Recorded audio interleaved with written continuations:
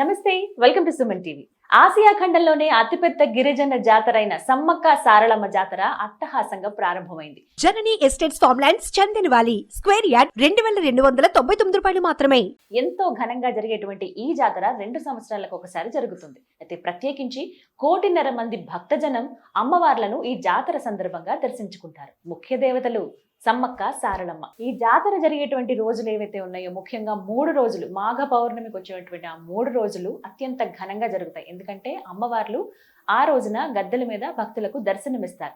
ప్రత్యేకించి మొదటి నుంచి చూసుకుంటే జాతర ప్రారంభం నుంచి 28వ తారీఖు వరకు కూడా దగ్గర 2 కోట్ల మంది భక్తజనం అమ్మవార్లను దర్శించుకుంటారని ఒక అంచనా. మొత్తంగా 1400 ఎకరాల్లో 33 వేరువేరు ప్రాంతాల్లో భక్తజనానికి వాహనాలకు పార్కింగ్ కి ఏర్పాట్లు చేశారు. ఇక హైదరాబాద్, నల్గొండ, కరీంనగర్ నుండి వచ్చే భక్తులు ములుగు దాటి నార్లపూర్ మీదుగా మేడారం చేరుకోవాల్సి ఉంటుంది. ఇక ఖమ్మం, మహబూబాబాద్ నుంచి వచ్చే వెహికల్స్ అన్ని కూడా నర్సంపేట్, ములుగు, నార్లపూర్ మీదుగా మేడారం చేరుకోవాల్సి ఉంటుంది. ఇక గోదావరికని, మంచిర్యాల, పెద్దపల్లి, మహారాష్ట్ర నుంచి వచ్చే వెహికల్స్ అన్ని కూడా కాటారం, సింగారం, కాల్వపల్లి మీదుగా ఊరట్టం చేరుకోవాలి. ఊరట్టం దగ్గర వారందరికీ కూడా వాహనాలు నిలిపేందుకు పార్కింగ్ ఏర్పాట్లు చేశారు.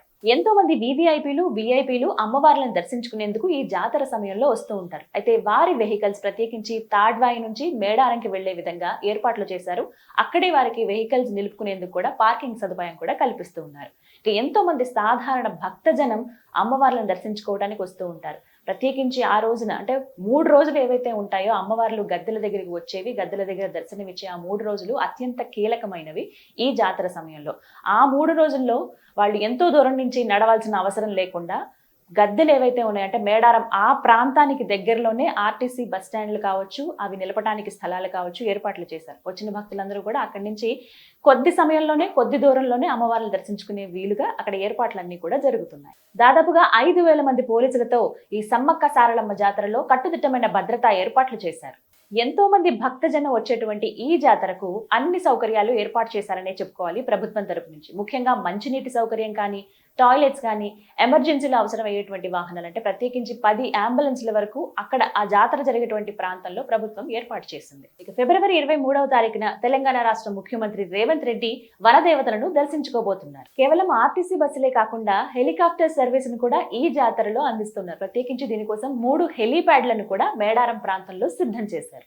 మొత్తం మీద 2 సంవత్సరాలకు ఓసారి అంగరంగ వైభవంగా జరిగేటువంటి సమ్మక్క సారళమ్మ జాతర ఈ ఏడు కూడా అంతే వైభవంగా జరగడానికి అన్ని ఏర్పాట్లు పూర్తి చేశారు.